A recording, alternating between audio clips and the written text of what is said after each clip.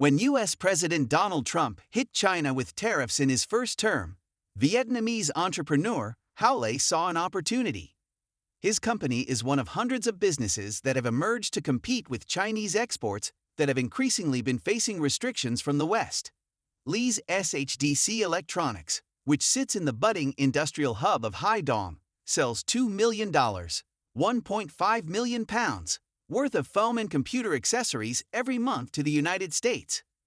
But that revenue could dry up if Trump imposes 46% tariffs on Vietnamese goods, a plan that is currently on hold until early July.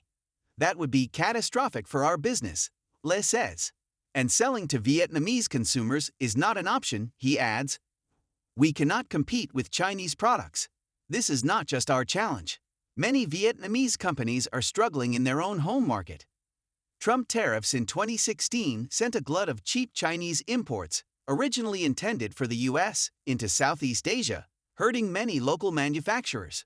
But they also opened new doors for other businesses, often into global supply chains that wanted to cut their dependence on China. But Trump 2.0 threatened to shut those doors, which it sees as an unacceptable loophole. And that's a blow for fast-growing economies like Vietnam and Indonesia that are gunning to be key players in industries from chips to electric vehicles. They also find themselves stuck between the world's two biggest economies, China, a powerful neighbor and their biggest trading partner, and the U.S., a key export market, which could be looking to strike a deal at Beijing's expense. And so Xi Jinping's long-planned trip to Vietnam, Malaysia, and Cambodia this week took on fresh urgency. All three countries rolled out the red carpet for him, but Trump saw it as more evidence of them conspiring to screw the U.S.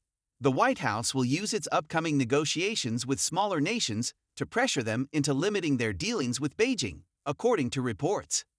But that could be a fanciful ambition given the amount of money flowing between China and Southeast Asia. In 2024, China earned a record $3.5 from exports. 16% of those went to Southeast Asia, its biggest market.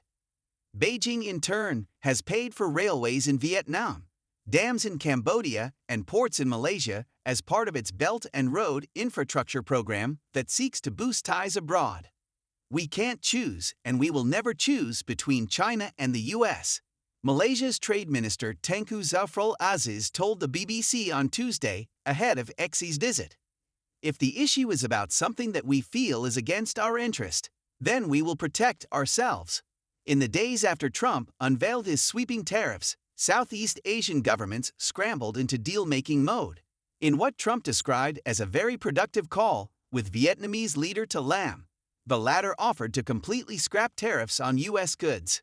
The U.S. market is crucial to Vietnam, an emerging electronics powerhouse where manufacturing giants like Samsung, Intel, and Foxconn, the Taiwanese firm contracted to make iPhones, have set up shop.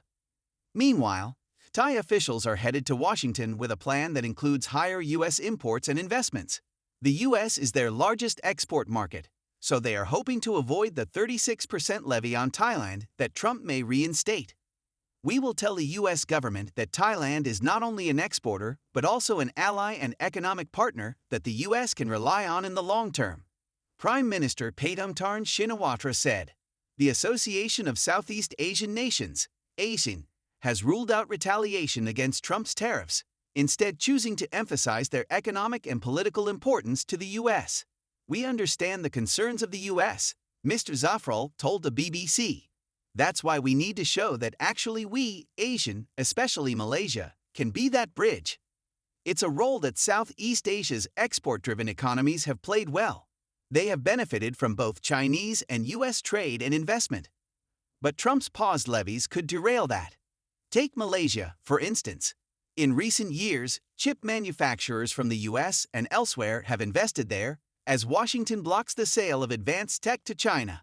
Last year, China imported $18 worth of chips from Malaysia. These chips are used in Chinese-made electronics, such as iPhones, typically bound for the U.S. Trump's proposed tariffs on Malaysia, 24%, could cut off the multi-billion-dollar U.S. market. But that's not all.